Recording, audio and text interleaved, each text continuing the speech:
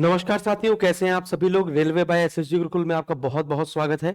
RPF constable के जो exam हो रहे हैं, फटाफट आप देख पा रहे होंगे उनका एग्जाम ट्रेंड क्या है। तो जिनका भी पेपर कल है, परसों है, नरसों है या आगे किसी तारीख में है, तो वो इसी एग्जाम ट्रेंड को फॉलो करेंगे जो एग्जाम ट्रेंड चल रहा है। आप देखेंगे शिफ्ट 1 में जो क्वेश्चन थे उसी से मिलता जुलता शिफ्ट 2 में भी है और उन्हीं से मिलते जुलते शिफ्ट 3 में भी है। चैप्टर वही रह रहे हैं, है ना, वही सेम चैप्टर है, बस वो टॉपिक से चीजें चेंज करते रहे। जैसे विटामिन सी तो सारी शिफ्ट में पूछा जा रहा है, विटामिन डी सारी शिफ्ट में पूछा जा रहा है, रासायनिक नाम तो जो जो ट्रेंड में है मैं आपको बता देता हूं, वो अलग से उसके नोट्स बनाकर चलते चलते रट ले रे भैया होगा, है ना। तो सबसे पहले अगर हम लोग बात करें एग्जाम ट्रेंड की, आरपीएफ कांस्टेबल, अब मुझे नहीं पता कि आप मेरा ये वीडियो कहां पर देख रहे हैं, ट्रेन में देख रहे हैं, अभी घर में देख रहे हैं या पेपर देने के बाद देख रहे हैं, है ना। तो वही दिक्कत है, जिसके पहले दिन पेपर पड़ जाता है उसको लगता है यार अगर मेरा दूसरे तीसरे दिन पेपर पड़ता तो मैं भी समझ लेता कि क्या ट्रेंड था तो मेरा पेपर अच्छा हो जाता। लेकिन कुछ लोग क्या कहते हैं कि जिनका पहले दिन पेपर होता है वो आसान होता है। जैसे आज जो पेपर हुए थे, है ना, तो लोग कहते सर आसान है, लेकिन ऐसा नहीं है। सबको दूसरी शिफ्ट का पेपर आसान ही लगता है ना। तो अगर हम लोग एग्जाम ट्रेंड की बात करें तो सबसे पहले हम लोग बात करते हैं जीके जीएस पर। तो मैंने आपको सारे शिफ्ट 1, शिफ्ट 2, शिफ्ट 3 के सारे क्वेश्चन बता दिए थे। तो उसी के हिसाब से अगर हम लोग बात करें कि जीके जीएस में आप सबसे पहले याद कर लीजिए अनुसूचियां। बच्चों सबसे पहले आप लोग याद कर लीजिए अनुसूचियां। तो जो संविधान की 12 अनुसूचियां हैं, है ना, संविधान की जो बच्चों 12 अनुसूचियां हैं उससे सभी शिफ्ट में क्वेश्चन बन रहा है। वो भी कैसे बन रहा है कि अनुसूचियों में जो मूल संविधान था, तो मूल संविधान में 8 अनुसूचियां थी, है ना, लेकिन जो 4 अनुसूचियां हैं वो बाद में जोड़ी गई। अरे हाँ कि ना, जो 4 अनुसूचियां हैं वो बाद में जोड़ी गई। तो इससे संबंधित संशोधन पूछे जा रहे हैं। इनसे संबंधित क्या पूछे जा रहे हैं? संशोधन पूछे जा रहे हैं। संशोधन, है ना, कि 1, 52, 73, 74 पहले संविधान संशोधन के तहत नवीन सूची जोड़ी गई, है ना। फिर इसके बाद 52वें संविधान संशोधन के तहत 10वीं। तो अनुसूचियां याद करना है तो सबसे पहले ये 12 अनुसूचियां याद कर लीजिए। फिर इसके बाद संविधान के भाग पूछे जा रहे हैं। संविधान के भाग पूछे जा रहे हैं कि किस भाग में क्या है ना। कि सबसे ज्यादा जो पूछा गया भाग है वो है आपका डीपीएसपी। याद रखिएगा, सबसे ज्यादा जो पूछ रहा है आर्टिकल में, भाग में, है ना, तो वो क्या पूछ रहा है? डीपीएसपी। डीपीएसपी के अनुच्छेद पूछ रहा है ना। जो अनुच्छेद 36 से लेकर 51 तक है ना, ये अनुच्छेद हर शिफ्ट में पूछ रहा है। तो 36 से 51 तक की डीपीएसपी याद करने की ट्रिक आप डालेंगे मेरे नाम से तो आपको मिल जाएगा, आप उसको याद कर लेंगे। आप पेड बैच में मैंने आपको डीपीएसपी याद करवाया है, उससे याद कर लेंगे। डीपीएसपी बहुत पेपर में आ रहा है, ठीक है ना, डीपीएसपी। फिर इसके बाद जो तीसरा पार्ट आ रहा, भाग आ गया संविधान संशोधन। फिर तीसरा पार्ट आ रहा है संविधान संशोधन, ठीक है ना। तो 42वां संविधान संशोधन पूछा गया है ना। 86वां संविधान संशोधन अभी तक पूछा जा रहा है, सभी शिफ्ट में 42वां 86वां। लेकिन, है ना, अगर आप संविधान संशोधन के 25 संविधान संशोधन याद कर लेंगे, जैसे 1, 52, 73, 74, 21, 71, 92, है ना, 42वां, 44वां, 86वां, 61वां, है ना, अगर आप इतने संशोधन याद कर लेंगे तो काफी चीजें आपकी कंफर्म हो जाएंगी। नहीं, संशोधन, है ना, क्या याद करना है बच्चों आपको? संशोधन। तो मैंने लगभग 30 संशोधन की एक 15 से 20 मिनट की वीडियो बनाई है, उसको देख लीजिएगा, उससे क्वेश्चन पेपर में आ रहा है, ठीक है ना। फिर इसके बाद अगर नहीं मिल रहा है आपको तो मैं इसकी की जस्ट बाद अपलोड कर दूंगा, देख लीजिएगा, है ना। तो ये 4 बाद में जोड़ी गई, तो ये अनुसूचियां, भाग, संशोधन, ये पूछा जा रहा है। फिर इसके बाद है ना, पद धारण करने की उम्र, पद धारण व सेवानिवृत्ति की उम्र पूछी जा रही है। सेवानिवृत्ति की उम्र पूछी जा रही है, समझ रहे हो ना। फिर इसके बाद पद का निर्वाचन पूछा जा रहा है, निर्वाचन व नियुक्ति पूछी जा रही है। अभी हम लोग पॉलिटी की बात कर रहे हैं, है ना, और पूरा बढ़िया से, है ना, अच्छे से जिसने एनालिसिस किया होगा वो उसको पता चलेगा कि सर एग्जैक्टली यही सब आ रहा है। जैसे राष्ट्रपति के चुनाव में कौन कौन भाग लेता है, राष्ट्रपति का चुनाव कैसे होता है, उपराष्ट्रपति का चुनाव कैसे होता है, सुप्रीम कोर्ट से क्वेश्चन आ रहा है, वो भी कौन सा, सुप्रीम कोर्ट के मुख्य न्यायाधीश की उम्र या फिर न्यायाधीश के त्यागपत्र देने की उम्र क्या है ना, तो ये क्वेश्चन है। तो सुप्रीम कोर्ट से क्वेश्चन आ रहा है, सुप्रीम कोर्ट से क्वेश्चन आ रहा है कि अभी बताइए 51वें है ना मुख्य न्यायाधीश कौन है, और सुप्रीम कोर्ट से 1 से 2 प्रश्न है ना पॉलिटी से पूछे ही जा रहे हैं, एक प्रश्न तो सब में है, वो भी सुप्रीम कोर्ट से, है ना। तो यानी यहां पर आपको ये देख लेना है। फिर इसके बाद हम लोग चलते हैं इतिहास में। तो अगर इतिहास की बात की जाए तो इतिहास में अभी बेसिकली इतिहास में बहुत ज्यादा कुछ नहीं पूछा गया है ना। मौर्य वंश की, यानी कि अगर आपको पूछा जा रहा है तो वो वंश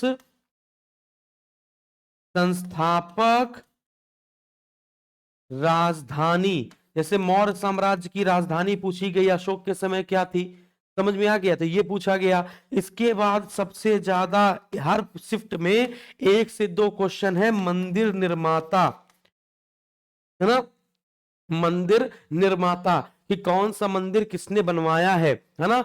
तो मंदिर निर्माता सब में पूछ रहा है, तो बच्चों ये याद रख लीजिएगा। तो इतिहास में वंश संस्थापक राजधानी, अभी तक तो यही ट्रेंड है, हो सकता है आगे चलकर प्रमुख युद्ध पूछ लिए जाएं, है ना। बाकी इस बार इतिहास का ज्यादा दबदबा देखने को नहीं मिल रहा है। हाँ, इसके बाद कार्यकाल पूछा जा रहा है, कार्यकाल, है ना, जैसे कार्यकाल अवधि, यानी कि किस राजा ने सबसे लंबे समय तक शासन किया, गुलाम खिलजी तुगलक सैयद लोधी में सबसे लंबा समय तक वंश कौन सा था, है ना, बाबर हुमायूं अकबर जहांगीर शाहजहां, इस करके इनमें से किसका है ना अवधि सबसे ज्यादा थी राज करने की, ये क्वेश्चन पूछे जा रहे हैं।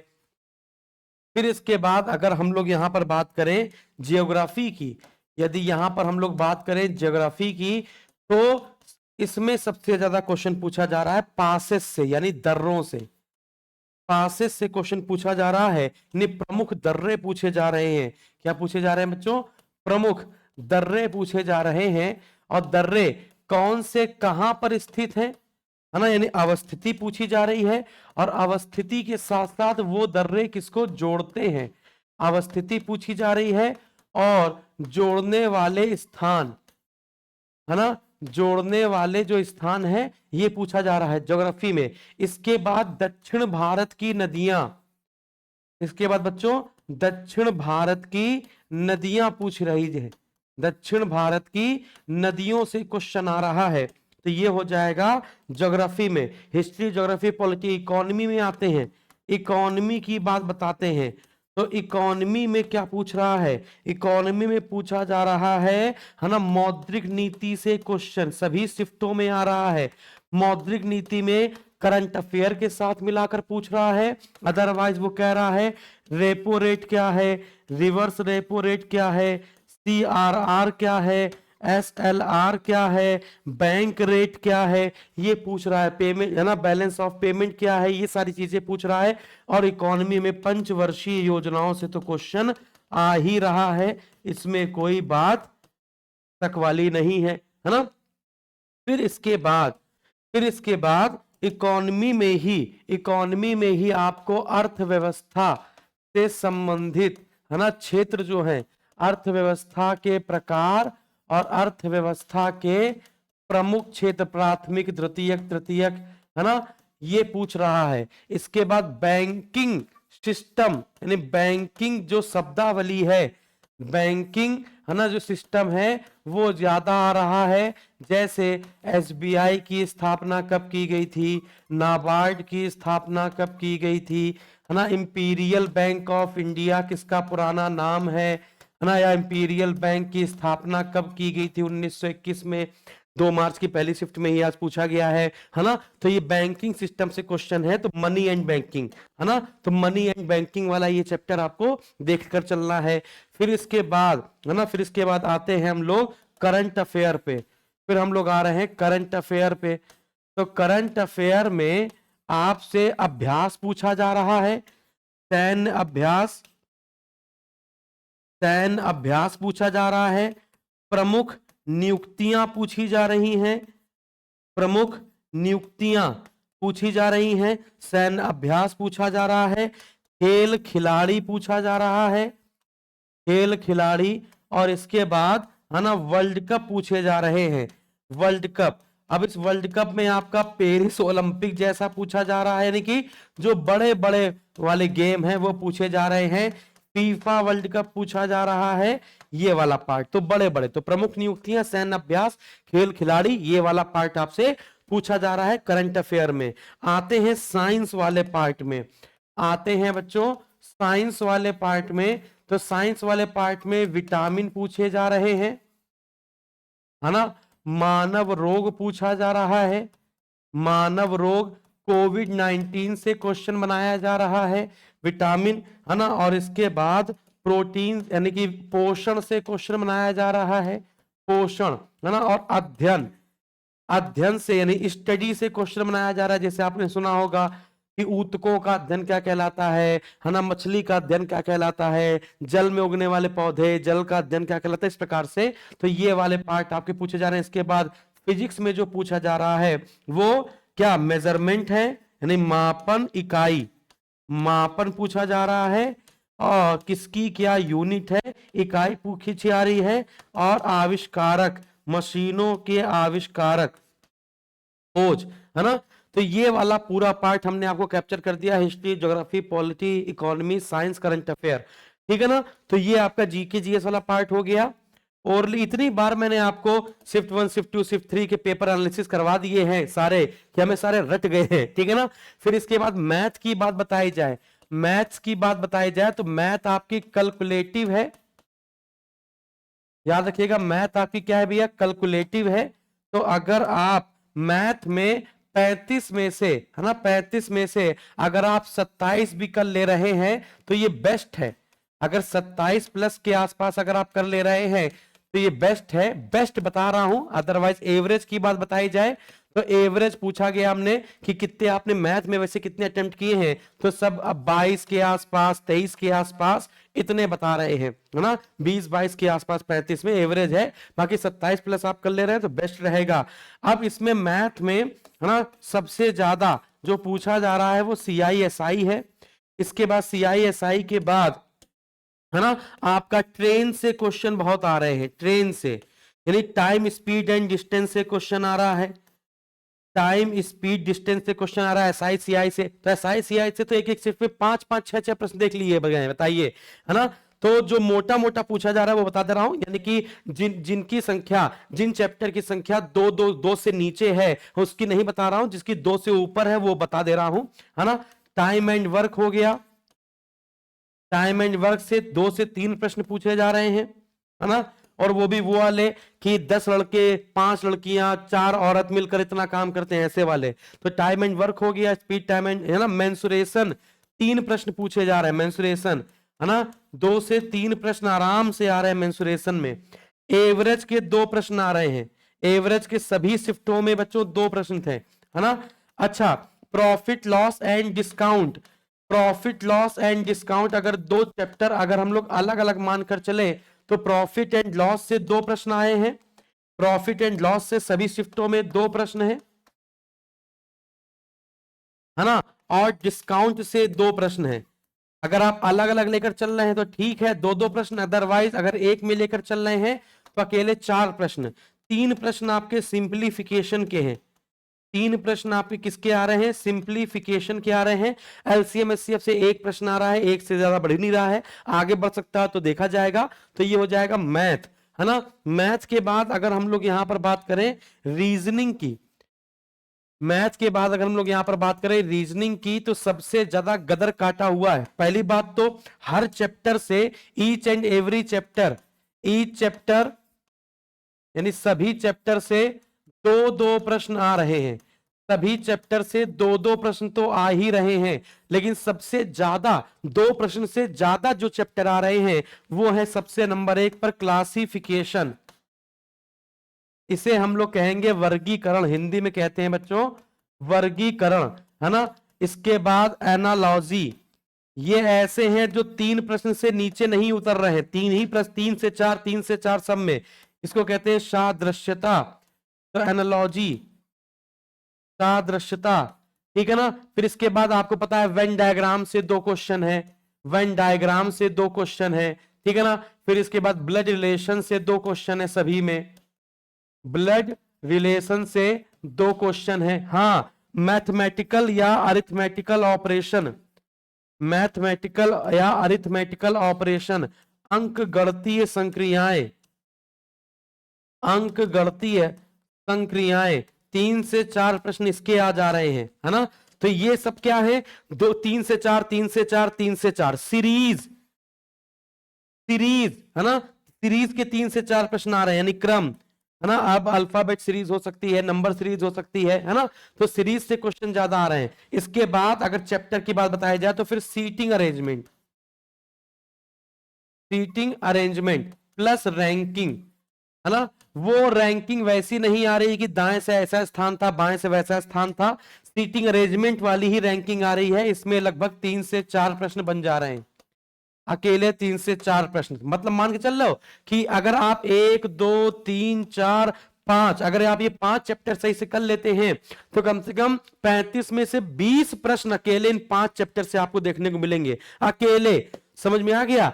और आप जानते हैं कि हम लोग का फीडबैक आप बढ़िया लेवल से जानते हैं, आरआरबी एनटीपीसी। अभी आप देखिएगा जो विद्यार्थी हमारे पेड बैच का होगा वो बढ़िया से कमेंट बॉक्स में फीडबैक देगा। आप देखिएगा एनटीपीसी का समर्पण बैच जिसने लिया हो हम लोगों का, या आरआरबी ग्रुप डी का हमसफर बैच लिया हो, या आरपीएफ कांस्टेबल का, एसआई का, जो भी हमने कहा था ना, कोई भी एक बैच ले लीजिएगा, चाहे एनटीपीसी समर्पण, चाहे आरपीएफ एसआई, चाहे कांस्टेबल, है ना, इनमें से कोई एक बैच ले लीजिएगा, सारे रेलवे के एग्जाम उड़ा देंगे, है ना। और बढ़िया तरीके से जैसे पेपर देख निकल रहे हैं, सबसे पहले वो हम लोग को फोन कर रहे हैं, सर उड़ा डाला, मजा आ गया। उन्हीं से पूरा डेटा, है ना, कलेक्ट किया जा रहा है कि किससे क्या क्या आ रहा है ना। और इस प्रकार से मैंने आपको ये पूरा एग्जाम ट्रेंड बता दिया। आप भी अगर हमारे एनटीपीसी समर्पण बैच से नहीं जुड़े हैं तो तुरंत अभी समर्पण बैच से जुड़ जाइए।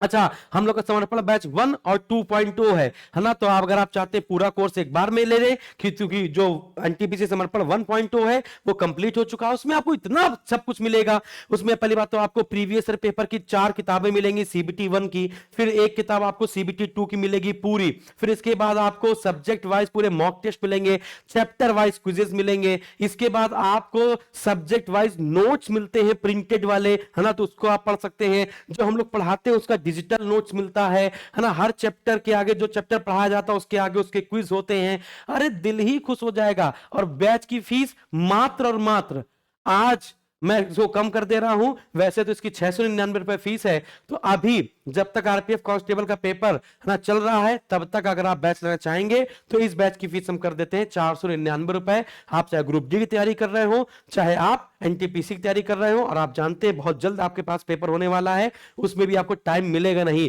तो अगर इसमें कोई ऊंच नीच हो जाती है तो एनटीपीसी में 100% सिलेक्शन आप हमसे ले सकते हैं। बस जितना पढ़ाया उतना पढ़ लीजिएगा। 450 घंटे के आसपास क्लासेस हैं, वो सब कुछ मिलता है जो आपके लिए इंपॉर्टेंट। कमेंट बॉक्स में मैं पिन कर दूंगा बैच का लिंक, नहीं तो एसएसजी गुरुकुल के एप्लीकेशन को डाउनलोड करके, है ना, आप वहां से बाय कर सकते हैं। अदरवाइज आप इस नंबर पे कॉल कर सकते हैं कि किसी भी समस्या के लिए। तो बहुत बहुत धन्यवाद, जय Hind, thank you very much. Like कर दीजिएगा सेशन को। बाकी अब कल का पेपर क्या होता है, परसों क्या होता है, यही ट्रेंड रहता है कि ट्रेंड चेंज होता है, मैं आपको बता दूंगा। इसका रातों रात जल्दी से नोट्स बना लीजिए। Thank you.